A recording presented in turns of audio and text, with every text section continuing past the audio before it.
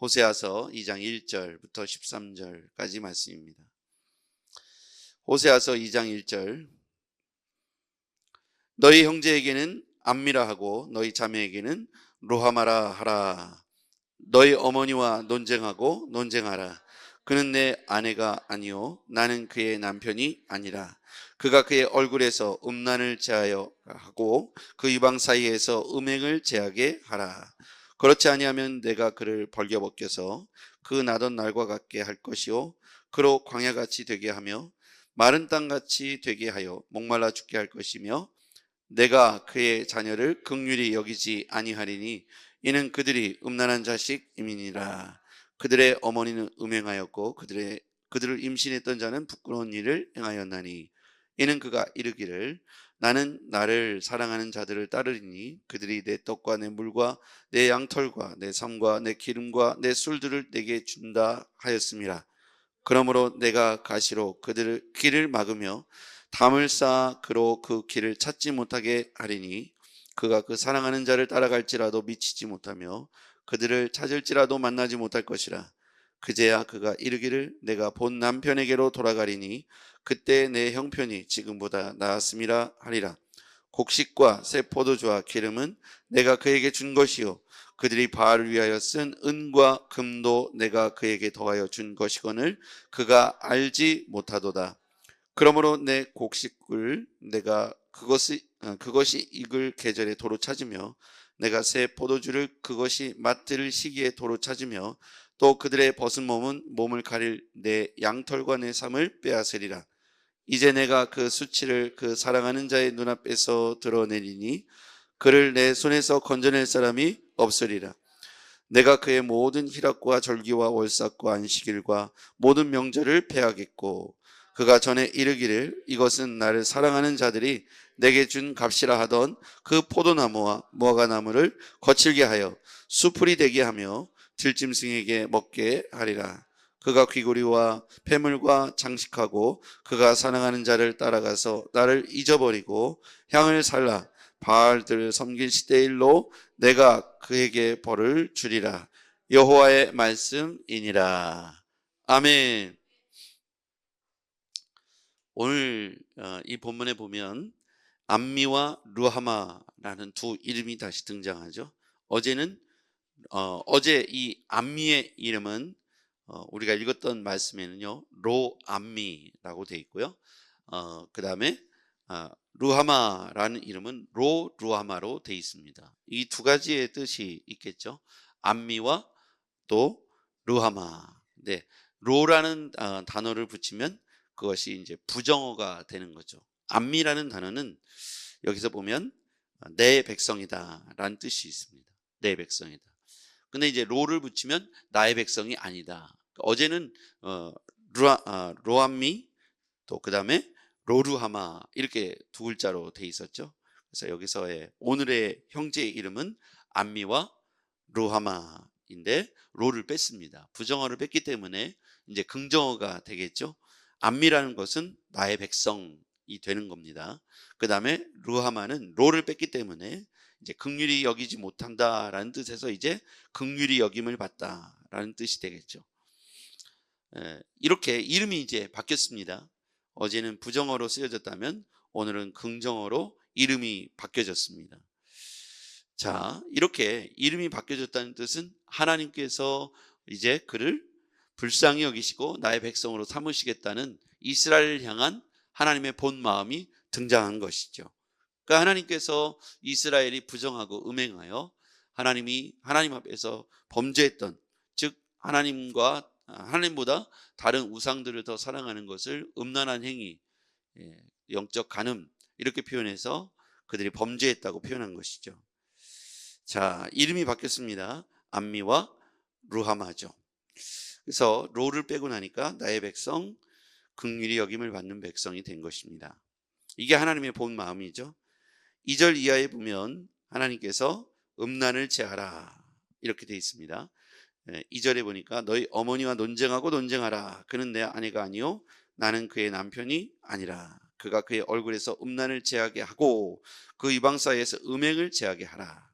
그렇지 아니하면 내가 그를 벌거벗겨서 그 나던 날과 같게 할 것이요 그로 광야같이 되게 하며 마른 땅같이 되게 하여 목말라 죽게 할 것이며 내가 그의 자녀를 긍휼히 여기지 아니하리니 이는 그들이 음란한 자식들임이니라. 음행한 이스라엘. 여기서 보면 이 정말 그들이 하나님 앞에서 얼마나 이 음란을 가지고, 이 음란이라는 것은 육체적인 음란이 아니라 영적인 음란이죠. 그들이 음란을 통해서, 음란이라는 것은 이제 우상 숭배의 죄를 말하는 것이죠. 결혼을 했지만 그들이 낳은 자녀들은 음란한 자녀들이다. 4절에 이하에 보니까 내가 그의 자녀를 긍휼히 여기지 아니하리니 이는 그들이 음란한 자식들이니라. 그들의 어머니는 음행하였고 그들을 임신했던 자는 부끄러운 일을 행하였나니. 그래서 하나님의 백성들이 이게 영적 우상 숭배에 빠져서 성경의 이름과 같이 음란한 자식이 되고 음행을 하고 부끄러운 일을 행해서 낳은 영적 백성들이 이 우상 숭배의 죄는 참 대물림되는 것 같아요. 알지 못하는 신에게 계속해서 부모를 따라서 자식들이 똑같이 우상 숭배의 죄에 빠집니다. 우리 어렸을 때 학교 다닐 때 종교 조사를 하면 나는 불교 뭐 이렇게 쓰는 사람들 중에는 그냥 자기 어머니의 신앙을 쓰는 거죠. 절에 안 가봤어도 어머니가 절에 가면 나는 불교 이렇게 쓰는 거죠. 저도 어렸을 때 장독지에 가서 비나이다 비나이다 하는 거를 보고 제가 7살, 8살, 9살 때 아무 의미도 없이 아무것도 모르고 비나이다 비나이다 하는 그날이 되면 장독대 뒤에 가서 비나이다 비나이다를 똑같은 동작으로 따라했던 것 같아요. 그러다 보니까 우리네 정서 속에 어렸을 때 보고 자라난 그 모습, 이렇게 정성을 들이고 미지의 신에게, 그러니까 귀신들에게 위하는 행위죠. 그러니까 사방에 그런 일들이 굉장히 많이 있더라고요. 교통사고가 나도 거기다가 이렇게 비나이다 비나이다를 하고, 또 누가 다치면 거기다가 죄를 태워 보내면서 비나이다 비나이다를 하고. 그러니까 어렸을 때부터 보고 자라는 게 서서 커서 어떤 의미를 익히기 전에 우리가 그런 일들을 보고 자라면 그게 자신도 모르게 뜻과 의미도 모르는 사이에 세뇌가 되고 그것을 따라하는 거죠. 오늘 그 자식이 음행했다, 음행에서 낳은 자식은 부정한 음란한 자식이다, 이렇게 표현하는 것을 보면 우리가 어렸을 때 아무 의미도 모르고 따라했던 행위들조차도 그것은 우상숭배, 죄악이었다는 사실을 알게 됩니다. 무지한 이스라엘이 이제 하나님 앞에서 자신들의 위치를 다시 깨닫고 음행을 제거하고, 이제 조상 대대로부터 오는 전통이, 그것이 우리가 생각하는 전통이 아니라 우상숭배의 죄라면 단호히 우리 대에서 끊어야겠죠. 그래서 문화, 전통, 이런 옷을 가지고 사람들을 포장하는데 가보면 다 우상숭배, 재래 문화가 많습니다. 섬 지역이나 산골에 가보면은 지금도 이런 우상숭배 문화들을 이게 현대 문화와 접목시켜서 마치 그것이 아름다운 전통인 것처럼 하는데 대부분은 귀신을 숭배하는 우상숭배의 죄지요. 그런 것들이 알지 못하는 사이에 우리의 문화라고 깊이 들어와 있습니다. 그래서 이번에도 이제 수능이 있었잖아요, 지난주에. 수능을 보면 사람들이 고사장 앞에 가서 뭔가를 자꾸 이렇게 비나이다 비나이다 하는 분들이 있습니다. 어렸을 때부터 보고 배운 게 그거라면 그것을 선택하겠죠. 그래서 우리가 신앙적인 어떤 결단과 가르침이 대단히 중요하다 생각합니다. 6절 이하로 가보겠습니다. 6절을 같이 읽어볼게요. 시작. 그러므로 내가 가시로 그 길을 막으며 담을 쌓아 그로 그 길을 찾지 못하게 하리니. 자, 그 길을 가시로 막겠다. 담을 쌓아서 그 길을 찾지 못하게 하겠다. 이게 뭐냐면 우상 숭배하러 가는 그 길이고, 우상 숭배하러 가는 그 길을 찾지 못하도록 담을 쌓겠다는 거예요. 이게 하나님의 마음이죠. 이스라엘 백성들, 하나님의 백성들이 우상 숭배의 죄로부터 돌아서기를 원하는 것이 하나님의 마음입니다. 가시로 그 길을 막고 담을 쌓아 그 길을 찾지 못하게 하는 거죠.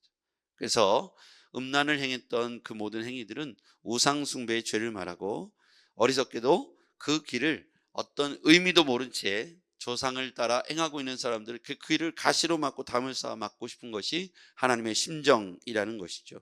이 심정은 어떤 의미일까요? 얘들아, 우상숭배의 죄에 빠지지 말고 속히 회개하고 돌아와라, 이렇게 말씀하시는 하나님의 음성이 이 안에 녹아 있다고 생각합니다.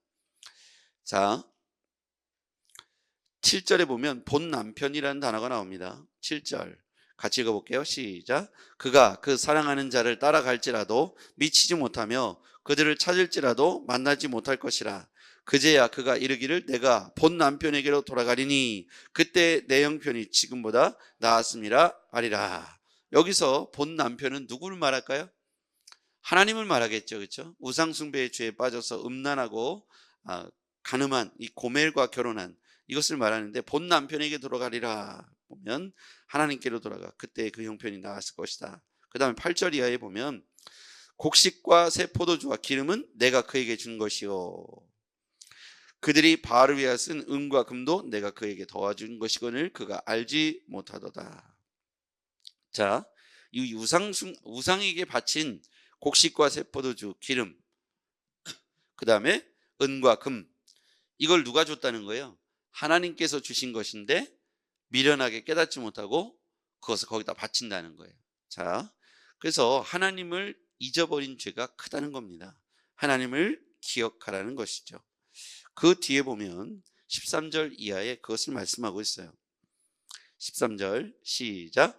그가 귀고리와 폐물과 장식하고 그가 사랑하는 자를 따라가서 나를 잊어버리고 향을 살라 바알들을 섬길 시대일로 내가 그에게 벌을 주리라. 여호와의 말씀이니라. 나를 잊어버리고 향을 살라 바알들을 섬긴 시일대로 내가 그에게 벌을 주리라. 이게 오늘 본문의 핵심이죠. 자, 오늘 하나님의 마음이 나타나 있고 녹아 있는 단어는 6절이죠. 내가 가시로 그 길을 막고 담을 쌓아 그 길을 찾지 못하게 할 것이다. 여기 한번 밑줄 그어보시죠. 하나님의 본 마음이 이 전체 문단에서 오늘 말씀 중에 오늘 이 말씀이 가장 핵심적으로 녹아 있죠. 내가 가시로 그 길을 막고 담을 쌓아 그 길을 찾지 못하게 할 것이다.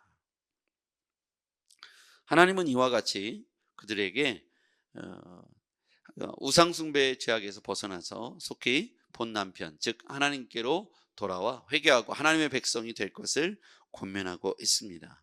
오늘 전체 우리가 이것을 하나의 단어로 요약하고 축약할 수 있는 단어는 13절에 나와 있죠. 나를 잊어버리고 돼 있는데 이 다른 표현으로 하면 여호와를 기억하라입니다. 오늘 이 본문이 우리에게 주시는 메시지의 핵심은 여호와를 기억하라. 자, 그러면서 8절 이하에 곡식과 새 포도주, 기름 누가 준 것이냐? 또 바울 위하여 쓴 은과 금 누가 준 것인가? 어리석게도 우리는 그것을 갖다가 하나님이 준 것을 우상에게 갖다 바쳤다는 거예요. 그래서 이것을 누가 준 것이냐? 즉 여호와를 기억하라. 하나님을 기억하라. 하나님께서 다 걷어가시겠다고 말씀하시는 거예요.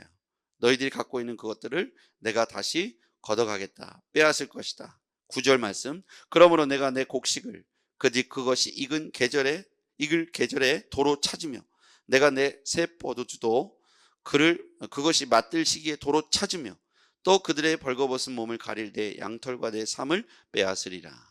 그러니까 하나님을 잊어버리고 우상 숭배에 빠져 있는 그들에게 내려준 것이 누구 것이냐? 하나님이 주신 것이다. 그것을 도로 찾을 것이다. 그 우상 숭배의 죄에서 속히 돌아와라. 여호와를 기억하라. 그러니까 우리가 하나님을 잊어버리고 우상 숭배에 빠져버리며 하나님과 멀어진 그것들을 통해서 하나님께서 다시 취하시겠다는 거예요. 다시 빼앗으겠다는 거예요. 그걸 누가 줬느냐? 하나님이 주신 것인데 그것을 가지고 우상 숭배하러 가니까 하나님께서 그것을 다시 도로 빼앗겠다는 거예요. 찾으시겠다는 거예요. 자, 지혜로운 사람은 여호와를 기억하는 것이죠. 누가 주셨습니까? 그것들을 기억하면서 이거 누가 주셨지? 제가 이제 가끔 우리 아이들과 대화를 이렇게 나누면서 너희 입고 있는 그 멋진 옷 말이야. 그 나이키 옷 누가 사줬지? 이렇게 제가 물어봐요. 그럼 아이들이 이제 평소에 잘 말하지 않았다가 아빠가 사주셨죠. 그 신고 있는 신발은 누가 사줬지? 아빠가 사주셨죠. 네가 쓰고 있는 그 핸드폰은 누가 사줬지? 아빠가 사주셨죠. 그러면서 이제 마지막 결론에 이르게 되죠. 그래, 나중에 아빠에게 큰 효도를 다해야 된다 이렇게 가르칩니다. 그렇지 않으면 나중에 이런 생각을 해요.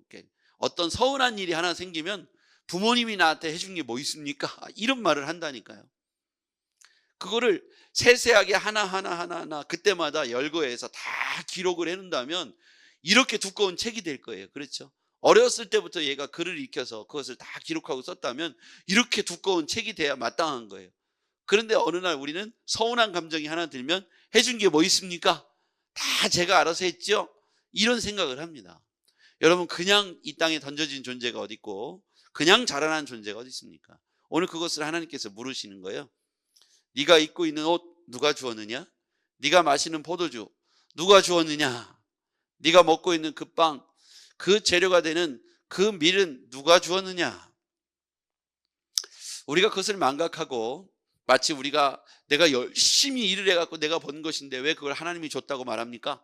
이렇게 억울한 마음, 다른 생각을 먹고 있는 순간 하나님께서 우리에게 질문하시는 거죠. 누가 주었느냐? 너의 건강은 누구 것이냐? 너의 생명은 누구 것이냐?